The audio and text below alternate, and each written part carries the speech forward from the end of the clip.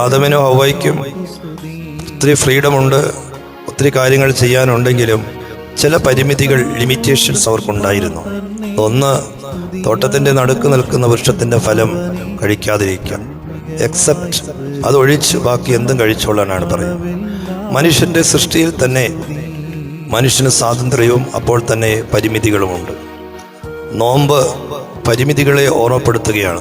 മനുഷ്യ ജീവിതത്തിലെ പരിമിതികളും നിയന്ത്രണങ്ങളും ഇല്ല എങ്കിൽ നമ്മുടെ ജീവിതം വളരെ മോശമായി തീരും. പലതിനും നമ്മൾ കൺട്രോൾ ആവശ്യമാണ്.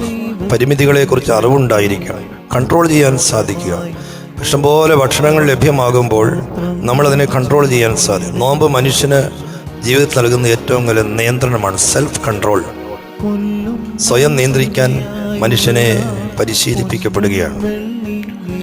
അതുപോലെ നോയമ്പ് ത്യാഗം, വർജിക്കുവാനുള്ള കഴിവുകൾ, വർജിക്കുവാനുള്ള സാധ്യതകൾ നമുക്ക് ഉണ്ടായിരിക്കും. അതിനുള്ള ആത്മീയമായ ഫലങ്ങൾ നമ്മൾ ഉണ്ടായിരിക്കും. അങ്ങനെയെങ്കിൽ ഈ 50 ദിവസം നാം വർജനത്തിലൂടെയും നിയന്ത്രണത്തിലൂടെയും ജീവിതത്തിൽ ഒരു ഡിസിപ്ലിൻ കൊണ്ടുവരുവാനായിട്ട് സാധിക്കും. 40 നോമ്പോട് ഉപവസിക്കുക, വിശക്കുന്നവനപ്പം കൊടുക്കുക, 7 കുറി പ്രാർത്ഥിക്കുക. 118-ാം സങ്കീർത്തനത്തിലാണ് ദാവീദ് 7 നേരം പ്രാർത്ഥിച്ചെക്കുറിച്ച് ബൈബിളിൽ പരാമർശമുള്ളത്. ദാവീദ് ദിവസവും 7 നേരം പ്രാർത്ഥിച്ചു എന്ന് 118-ാം സങ്കീർത്തനത്തിൽ രേഖപ്പെടുത്തിയിരിക്കും. അതുപ്രകാരം നമ്മുടെ സഭയിൽ 7 നേരം പ്രാർത്ഥനകൾ, 7 കുറി പ്രാർത്ഥിക്കുക, വിശക്കുന്നവനപ്പം കൊടുക്കുക, 40 നാൾ ഉപവസിക്കുക.